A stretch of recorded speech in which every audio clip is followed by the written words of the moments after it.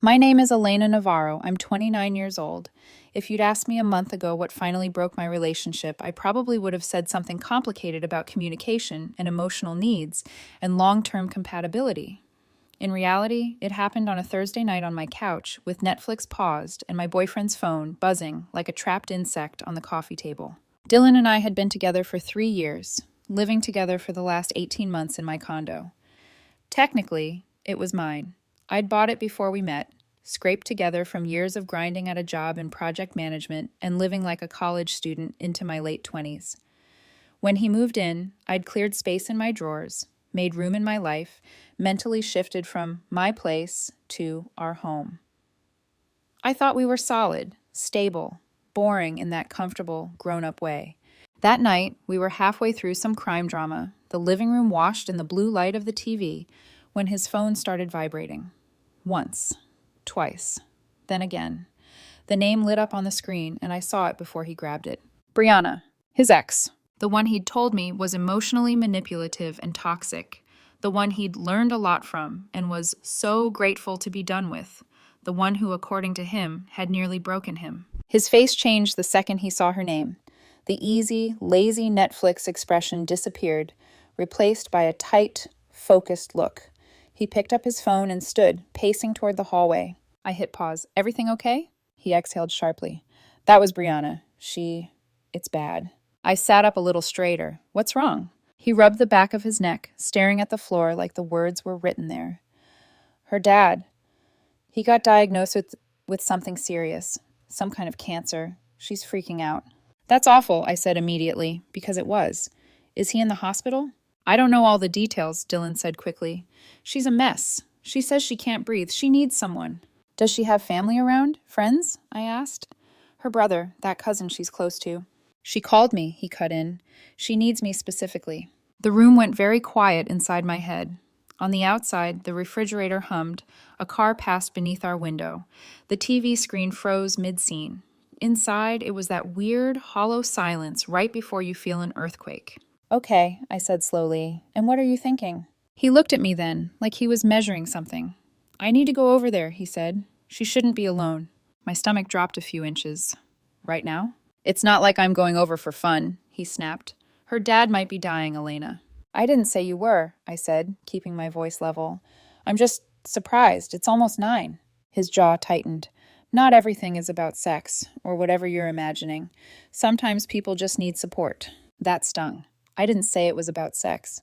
You implied it. He grabbed his jacket from the back of the chair with jerky movements. We were together for 4 years. I can't just ignore her when she's hurting. I blinked. You've barely talked in the last year. You said boundaries were important with her. His expression shuddered. So now I'm a bad person if I want to be there for someone in crisis? No, I said. But going to your ex's place, late at night, alone, is complicated. And staying there. I didn't say I'm staying, he said quickly. How long will you be gone? I asked. He paused, one arm in his sleeve, like the question had never occurred to him. I don't know, maybe I might need to stay over, just to make sure she's okay through the night. There it was, the spinning wheel in my brain, the little loading icon that appears when your computer freezes and everything else disappears. You're staying overnight at your ex-girlfriend's place, I repeated slowly, just to hear it out loud. Sometimes saying the thing makes it real. Elena, please don't make this into something it's not, he said, exasperated. You know I love you, but Brianna needs me right now. If you can't understand basic human compassion. He let the sentence dangle like a noose. The implication was clear. Disagree, and you're heartless. I looked at him. Really looked. 3 years of shared holidays, inside jokes, lazy Sunday mornings in bed, 18 months of him using the phrase, our place, while never once offering to put his name on the mortgage or help with the property taxes. And now he was standing at my door, telling me he might spend the night with his ex. Something inside me clicked into place. Not a dramatic shatter, more like a quiet lock turning. I understand, I said. His face softened instantly, relief flooding his features. Really? Oh my God, I knew you'd get it. You're so much more mature than... He stopped himself, probably about to compare me to her. I'll text you updates, okay? I love you. Okay, I said. Drive safe. Then he was gone. The door closed behind him with a soft, final thunk. I sat there on the couch, staring at the paused TV. the blue light making everything feel unreal. For 5 minutes, I didn't move, didn't think, just existed in that strange, suspended state where your life has changed, but your body hasn't caught up yet. Then I took a deep breath, picked up my phone, and started making calls. First call, a 24-hour moving company. I explained calmly that I needed an emergency move first thing in the morning. 1 bedroom's worth of belongings. Rush service. They quoted me $800. Done, I said, without hesitating. I gave them my address. Be here at 7. Second call, Kara, Brianna's roommate. We'd met once at a mutual friend's party. I still had her number from some group outing ages ago. She answered on the second ring, groggy. Hello? Hey, Kara, it's Elena. Sorry to call so late. Oh, hey, everything okay? Weird question, I said. Is Brianna's dad sick? Silence. Then, what? No. I just saw her parents at their anniversary dinner last weekend. Why? No reason. I swallowed the bitter laugh clawing at my throat. Another question. Can you text me your address? I think Dylan has something of Brianna's he wanted to return. I want to make sure it gets to the right place. Sure, I'll send it, she said, sounding confused. A moment later, the address buzzed onto my screen. It was different from the one Dylan had casually mentioned months ago when he'd pointed at an old building while we were driving and said, "That's where Brianna used to live." Interesting. I stared around the condo. Our condo. Dylan's sneakers by the door. Dylan's jackets hanging in the closet. Dylan's gaming setup in the second bedroom. Dylan's clothes in my drawers. His toiletries next to mine. His stupid novelty mugs in my kitchen. Third task. I started packing. I pulled every single thing that was definitively his. Clothes, shoes, his cologne, his work laptop bag, the gaming console he spent weekends on instead of fixing that leaky faucet, his books, the ones he insisted on keeping even though they sat untouched on the shelf, his favorite mugs, the framed print his sister gave him, his hiking gear, his shaving kit, every last thing I could identify as Dylan's. 17 boxes by the time I was done. I labeled each one neatly in black marker, property of Dylan. I stacked them by the door, my muscles aching, my eyes burning. I got maybe 3 hours of sleep, if that. At 7 a.m., sharp, the movers arrived. They were efficient and blessedly non-judgmental, loading up Dylan's life while I drank coffee at the kitchen counter. Where to? The lead mover asked. I handed him the paper with Brianna's address. Just pile everything at the front door, I said. Ring the bell multiple times. Make sure someone comes out and sees it. He gave me a long, assessing look, then nodded. You got it. When the last box was gone, the condo felt different, lighter, echoey in a way I hadn't felt since before he moved in. I stood in the doorway of the now empty second bedroom, realizing how much space he'd taken up, not just physically, but mentally. At 8:43 a.m., my phone lit up. Dylan, then Brianna, then Dylan again. I watched the screen buzz and glow on the counter, my coffee cooling beside it, and made a decision that felt as simple and sharp as that first click inside me. I let it ring. My phone buzzed so hard against the countertop that it nearly vibrated itself straight off the edge. Dylan called. Brianna called. Unknown numbers called, probably her friends or his. Then came the texts. When I finally bothered to pick up the phone, it was sitting under a full page of notifications, like a carpet of chaos. I didn't answer a single call. But I did open the messages. Dylan, Elena WTF is going on? Why is all my stuff here? Declined. Dylan, pick up. This isn't funny. Declined. Brianna, why would you do this? Luke is freaking out. Declined. Dylan again. Elena, open the door. We need to talk now. I took a slow sip of my coffee, watching the bubbles settle on the surface. The sun was finally starting to hit the kitchen tiles, warming the room. It was the calmest I'd felt in months. More messages. Dylan, you've gone insane. This is insane. Brianna, you're making things worse. Just stop. Dylan, where am I supposed to go? I typed a single message and sent it only to Dylan. You needed to be with her. Now you can be there full time. Your things are where you chose to spend the night. We're done. Then I blocked both of them. Silence. Beautiful silence. Followed for about 2 hours. Then the new wave began. Unknown number. Elena, it's Fiona. Please call me. Jenna, sorry. Brianna is hysterical. Yes, the gender swap changed Jenna to Dylan and Brianna, but Fiona remains Fiona, now Dylan's sister, intent and tone preserved. I'd always liked Fiona. She had a good head on her shoulders, no theatrics, no nonsense. So I unblocked her and texted back. What did she tell you? Fiona. She said you kicked her boyfriend out with no warning. She says she left only for a night to help someone in crisis. Me. She told me she was spending the night at her ex-boyfriend's place. So I helped her, him, move. I delivered his belongings to the address he chose to spend the night at. Fiona. What? Wait. She told us she stayed at your place last night. Me. Check with her boyfriend's roommate. Kara. Or the Ring camera video. Your choice. There was a long pause, then, oh my God, I'll call you later. She didn't, but the texts from that side of the family stopped instantly. Because the truth had hit them like a truck. The escalation began that weekend. Entitlement phase, level 1, sweetness. Sunday morning, the doorman called up from the lobby. Ms. Navarro, Dylan is here with coffee and pastries. Says it's urgent.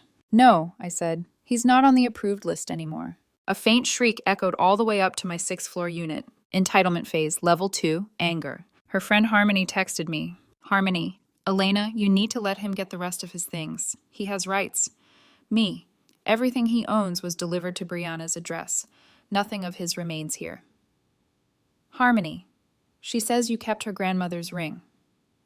Me, you mean the ring she's wearing in the Instagram selfie she posted from her boyfriend's bathroom yesterday? The one she captioned, New Beginnings? That ring? Harmony. She posted what? Yes. Brianna had posted a mirror selfie from Luke's bathroom, wearing her grandmother's ring, with the caption, New Beginnings.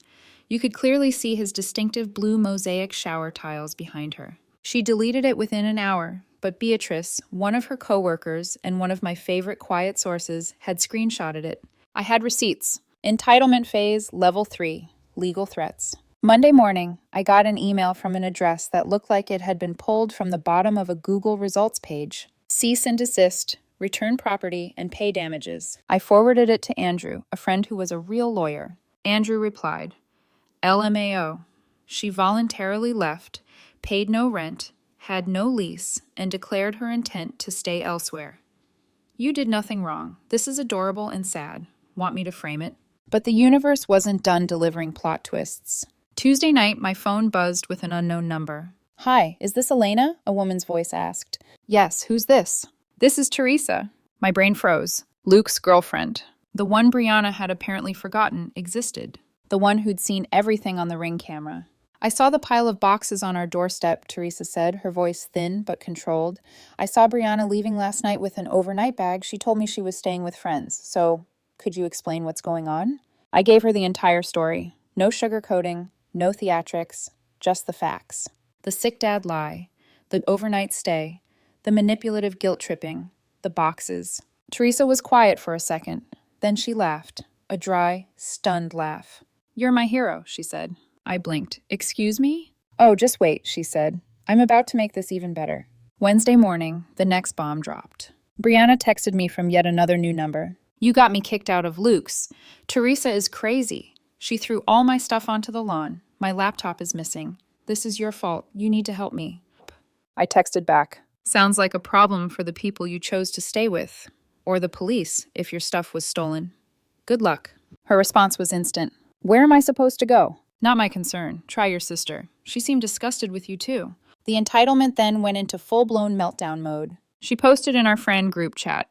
Elena made me homeless. She stole my security deposit. Derek replied before I even saw the message. Didn't you cheat on her with your ex? Brianna, I did not cheat. I was comforting a friend. You don't understand anything. Miranda, girl, you posted a thirst trap from his bathroom. Brianna left the group chat. But she wasn't done. Thursday, she sent a novella-length email to me. I made a mistake. Dylan took advantage of my emotional state. You're the only person I've ever loved. I need to come home. If you ever cared about me, stop this cruel punishment. I wrote back. It was never your home. Your name isn't on the lease. You paid no rent. You chose to stay with your ex. That decision is permanent. She wrote back instantly, in all caps.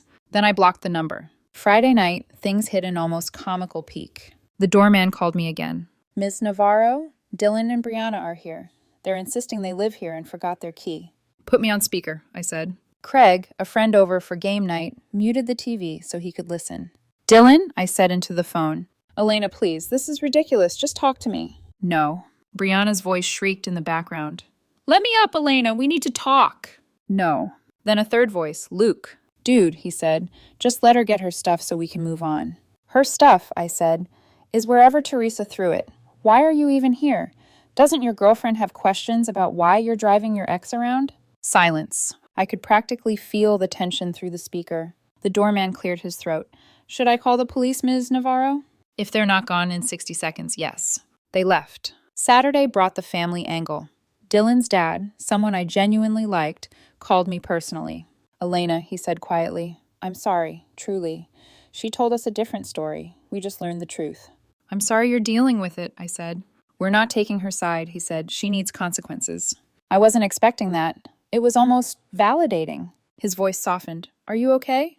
I'm at peace, I said, and it was true. He sighed. Good. She'll learn eventually. And then, the final twist of the week. Sunday afternoon, Beatrice texted me a screenshot. Brianna had posted a dramatic Instagram story. Narcissistic exes are the worst. Healing journey begins now. Beatrice captioned it. Is this about you? What actually happened? I sent her the selfie from Brianna's New Beginnings post and a screenshot from the Ring camera showing Brianna arriving with an overnight bag. Beatrice. Oh, she lied to everyone. Feel free to share the truth, I told her. And she did. The sympathetic comments under Brianna's post vanished. Her story disappeared. Her reputation at work cracked like thin ice. By late Sunday night, my phone was quiet again. Finally. The condo felt spacious, peaceful, and mine again. I made tea, put on soft music, opened the windows, let myself breathe. I'd chosen me. And the avalanche that followed wasn't a punishment. It was the truth unfolding exactly the way it needed to. By the following Monday morning, the dust had begun settling around me, but only in my universe. Everywhere else, the fallout was still detonating in real time. I didn't invite it. I didn't participate in it. I simply watched from a comfortable distance while people finally connected dots I had laid out in plain sight. And honestly, it was peaceful, almost meditative, like watching a storm you're safely sheltered from. But Dylan and Brianna, they were still standing in the eye of it. The extinction burst, because there's no better phrase for the final desperate flailing someone does when they've run out of lies, started around noon. A new number again. Elena, please, just talk to me. You didn't have to do all of this. You're overreacting. I stared at the message, not with anger, but with disbelief. Overreacting? He'd spent the night at his ex-home, lied about a dying parent, packed nothing but his self-righteousness, and expected to drift back into my condo the next morning like a cat who'd gone exploring. I didn't reply. 4 minutes later. I'm outside. Please let me in. We can fix this. I opened my blinds just enough to peek. There he was, standing in the courtyard like a damp golden retriever after a scolding. Puffy-eyed, hair disheveled, holding a paper bag from my favorite bakery, their logo half crumpled in his hand. It would have been tragic if it weren't so predictable. My intercom buzzed. Ms. Navarro, the doorman said calmly. Dylan is at the front desk asking to come up. He's not a resident. He's not on my approved list. Please ask him to leave. Yes, ma'am. Seconds later, Dylan started pacing in front of the building like someone auditioning for a breakup music video. Eventually, he realized the cameras were recording him and left, probably embarrassed that someone might screen record his meltdown. Tuesday brought another unexpected blast from Kara, the roommate. She texted with the speed of someone typing while pacing the floor. Oh my God, you won't believe this. I raised an eyebrow and typed back, try me. So after Luke threw Brianna's stuff on the lawn, she tried to convince him you manipulated her into coming. He asked for her phone. She wouldn't give it. He snatched it. Guess what he found? I didn't even have to guess. A text from Dylan saying, I'll be there soon. Don't cry. I'll stay as long as you need. Timestamped. 8:52 p.m. While he was telling you he was just dropping by briefly. Oh, Dylan. He really played the full amateur hour. Kara followed up. Luke almost threw him out too. Then Brianna threw his PS5 out the window. From the second floor. On camera, security footage, management is evicting both of them. I covered my mouth to stifle the laugh that escaped. A horrible, involuntary, delighted sound I hadn't expected. They're both being evicted? I texted back. Yes, manager said, we're tired of the drama circus. Drama circus. Accurate. That evening, I received another call from Dylan's dad. His voice was exhausted. Elena, I'm so sorry to involve you again, but I want you to know we've told Dylan he cannot come home unless he commits to therapy and stops blaming everyone else. Hearing a parent say that about their grown child is heartbreaking in the abstract, but entirely logical in this case. I hope he works things out, I said honestly, but I can't be involved. You won't be, he said. You shouldn't be. Something in his tone told me he was deeply ashamed, not of me, but of his son. It wasn't my responsibility to comfort him, but I appreciated the closure. Wednesday brought the most unhinged attempt yet. Brianna reached out to my ex, Daniel. Yes, Daniel, my ex before Dylan. In her mind, someone I'd broken up with amicably 2 years ago would side with her because we all understand the pain of Elena's controlling behavior. Daniel, of course, forwarded the entire conversation to me with the caption, I didn't know delusion could text. Her message had been a novella-length plea woven with fiction. Elena kicked her boyfriend out in a jealous rage. She refused to let him get his belongings. She verbally abused me. I'm now homeless because of her cruelty. Do you know any women's shelters in the area? Daniel replied, with more grace than she deserved. Elena is the least abusive person alive. She once apologized to a plant for brushing against it. I dated her for 2 years. She didn't even raise her voice. Ever. Try spinning this story somewhere else. I sat on the couch and laughed until I had to wipe my eyes. Later, Daniel sent another message. By the way, good for you for dropping that dude. I never liked him. He always felt slimy. I replied, you were right, unfortunately. Thursday was the day Brianna attempted to weaponize the internet. She posted a GoFundMe titled, Rebuilding After Financial Abuse, with a description about how her cruel ex, she meant me, had destroyed all her belongings. 5 people donated. 3 were clearly burner accounts. 1 was Harmony, 1 was someone named user4783952, who I assume was Brianna herself. By afternoon, the GoFundMe had been flagged and taken down for suspected fraud. Brianna posted a meltdown on Instagram. Why are women never believed? #trauma, #exposing narcissists. Beatrice, the coworker who had sent me receipts earlier, DM'd me. We showed HR everything. She's now on a performance improvement plan. She keeps crying and blaming you. No one buys it. For the first time in weeks, I felt a deep, warm wave of closure wash over me. I never needed revenge. I never needed public vindication. I never needed them to suffer. I only needed distance. The universe handled the rest. Friday night, Dylan made his final attempt. He texted from a number I didn't recognize. Elena, can we talk? Please. I think we both got played by her. Let's grab a drink. I miss talking to you. There it was. The line people always tried to throw after consequences finally sank in. We both got played. We're the same. Let's bond over our shared victimhood. I typed slowly, deliberately. You didn't get played. You played yourself. I simply moved the trash to the correct address. Do not contact me again. Blocked. I slept better that night than I had in years. Weeks passed. The screaming stopped.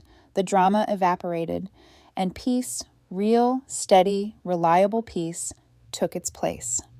I cleaned the condo, repainted walls, reclaimed the second bedroom Dylan had used for work, but never actually worked in. I turned it into a gaming and creative studio, my studio. Then something strange happened. Happiness arrived quietly. I joined a hiking group and met someone new. His name was Mark. He paid for his own drinks. He didn't mention exes every 5 minutes. He asked questions and listened to the answers. He didn't see me as a backup plan, a safety net, or a placeholder. He saw me, not as a role or a resource or a convenience. Me. My doorman pulled me aside one afternoon, months later. Ms. Navarro, he said, just letting you know, Brianna sometimes walks by the building. She stares up at your window for a minute or two, but she never tries to enter. I nodded. Thank you for the heads up. He hesitated. Do you want us to take any action? No, I said softly. She's looking at what she lost, that's all. And with that, I walked into my building, into my life, into the peace I had earned. Not through revenge, but through refusal. Refusal to tolerate lies. Refusal to accept disrespect. Refusal to be a second choice. Refusal to hold together what someone else walked away from. People always ask if I regret it, if I regret being harsh. No, I regret nothing. Dylan made the conscious choice to spend the night with his ex behind my back. I made the conscious choice to believe him, to take his words at face value, to let his actions write the ending. In the end, I didn't ruin anything. I just moved his consequences to the correct address, and I let life do the rest.